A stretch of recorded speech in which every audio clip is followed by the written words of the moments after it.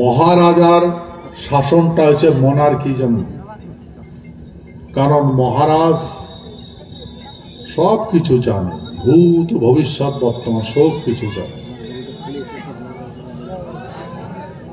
সেই জন্য মহারাজে ভগবান। মহারাজ ভোগ বিলাসের অধিপতি। কেন করে ভোগ করা লাগে ওটা শিখায়, কেন করে বিলাসিতা করা লাগে ওটা শিখায়। ভোগ আর বিলাসের অধিপতি।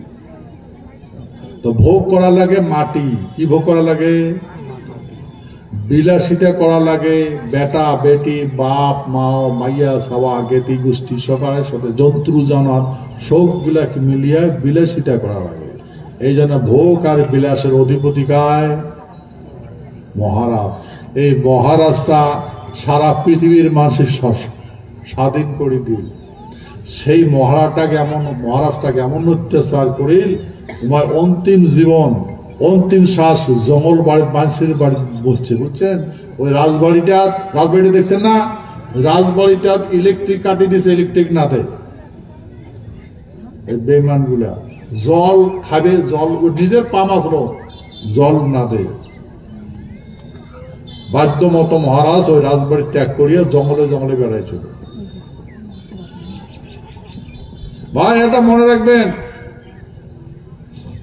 মহারাজা জগদীবেন্দ্রনাথ বাহাদুর ওমায় নারী সেনার জেনারেল, আর্মি জেনারেল, সৈন্য নায়ক, সেনা নায়ক।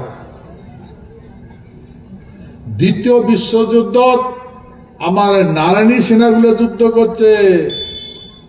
এই জন্যে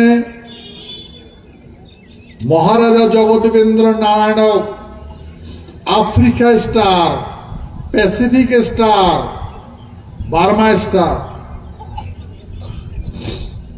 ইন্ডিয়ান ইন্ডিপেন্ডেন্ট মেডেল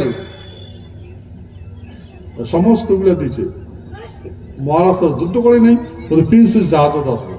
যুদ্ধ কাজ করছে আমার নারায়ণী সেনা। আমার নারায়ণী সেনাটা সুপার স্ট্র্যাটেজিক পাওয়ার আছে, বুঝছেন? সুপার স্ট্র্যাটেজিক পাওয়ার।